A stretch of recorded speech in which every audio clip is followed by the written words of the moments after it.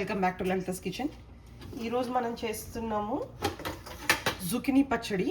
Zucchini అంటే ఇట్లా ఉంటుంది, కీరా లాగా ఉంటుంది. దీనికంటూ స్పెషల్ టేస్ట్ ఏమి ఉండదు. లైక్ మన బీరకాయ లాగా అనుకోండి, నీతి బీరకాయ సంథింగ్ అట్లా అనుకోవచ్చు. దీనికంటూ స్పెషల్ టేస్ట్ ఏమి ఉండదు. సో మనం ఏమైతే పచ్చడిలో వేసుకుంటామో వాటినే. సో వీటికి స్కిన్ అదేం తీయకుండా చిన్న చిన్న ముక్కలు కట్ చేసేసుకోవాలి. ఓకే, దాన్ని మనము మగ్గించాలన్నమాట. సో దీనికి కావాల్సింది ఏంటంటే మంచిగా హ్యాండ్ఫుల్ మినపప్పు. ఇది ఇది ఇది మనకి ఇది ఇస్తుంది అనమాట, దాన్ని ఏమంటారు,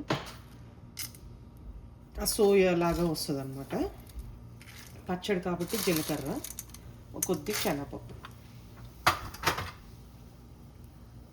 సో ఇప్పుడు ఇవి బాగా మరిగాయి కదా, దీంట్లో మంచిగా చేతి నిండా కారానికి సరిపడా, చేతి నిండా కారానికి సరిపడా ఎండుమిరపకాయలు.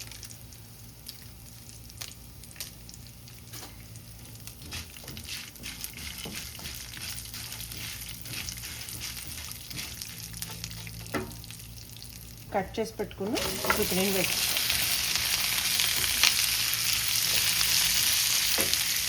దీంట్లో రుచికి సరిపడే చింతపండు అండ్ ఉప్పు వేసి దీన్ని మగ్గిచ్చేసేయాలి దగ్గరికి. సో ఇప్పుడు చూస్తే మీకు మంచిగా జుకినీ మగ్గిపోయింది కదా, ఇంతేనండి. మగ్గిపోతే మనం గ్రైండ్ చేసుకొని కచ్చబిచ్చ గ్రైండ్ చేసుకొని మనం పోపు వేసుకోవాలి. ఇక్కడ స్టవ్ ఆఫ్ చేసేసి దీన్ని మంచి కూల్ చేసేసేయాలి. సో ఇప్పుడు మనం పచ్చడికి పోపులో చిన్నవి ఏమేమి ఆవాలు, జీలకర్ర, ఆవాలు, మినపప్పు, కొద్ది హింగువ, కొద్ది కరివేపాకు, అంతే. ఇది పచ్చడిలో మనం వేడివేడి నూనెలో వేసుకుంటే మంచిది, ఎందుకంటే పచ్చి వాసన ఏమైనా ఉన్నా కానీ పోతుంది అన్నమాట. ఇంతే.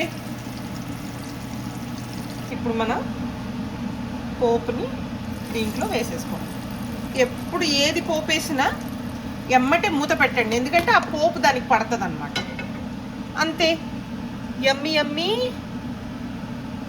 Chutney ready, zucchini chutney ready.